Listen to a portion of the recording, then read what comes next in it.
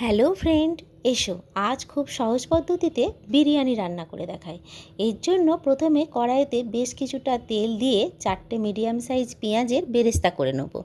পেঁয়াজটা ভাজা হতে হতে এদিকে পরিমাণ মতো চাল নিয়ে ভালো করে ধুয়ে 2 ঘন্টার জন্য ভিজিয়ে রেখে দেব। এরপর পেঁয়াজটা ভাজা হয়ে গেলে একটি পাত্রে ছড়িয়ে রেখে দেব, নাহলে ওভারকুক হয়ে যাবে। এবার মটনটাকে আদা রসুনের পেস্ট, লঙ্কা গুঁড়ো, হলুদ গুঁড়ো, ধনে জিরে গুঁড়ো, টক দই, গোটা গরম মশলা, গোলাপের পাপড়ি, শুকনো করা গুঁড়ো গরম মশলা, ধনে পাতা, পুদিনা পাতা, কিছুটা বেরেস্তা করা পেঁয়াজ ও পেঁয়াজের ভাজা তেল আর পরিমাণ মতো নুন ও কাশ্মীরি লঙ্কা গুঁড়ো দিয়ে ম্যারিনেট করে রেখে দেবো 1 ঘন্টা।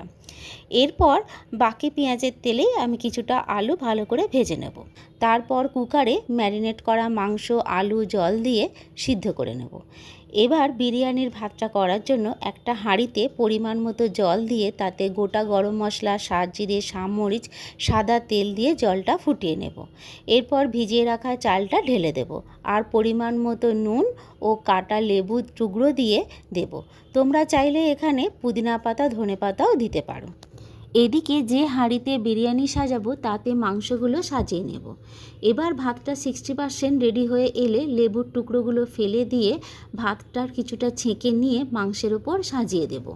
এরপর 80% হলে আমি ভাতটা সাজিয়ে নিয়েছি 2টি লেয়ারে।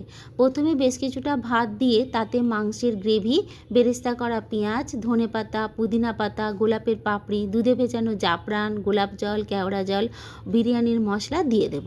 আর এইভাবেই দ্বিতীয় লেয়ারটাও সাজিয়ে নেব। আর তারপরে দিয়ে দেব বেশ কিছুটা ঘি।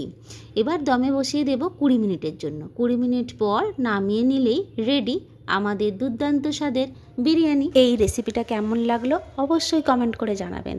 এরপর দেখা হবে আবার একটা নতুন রেসিপি নিয়ে।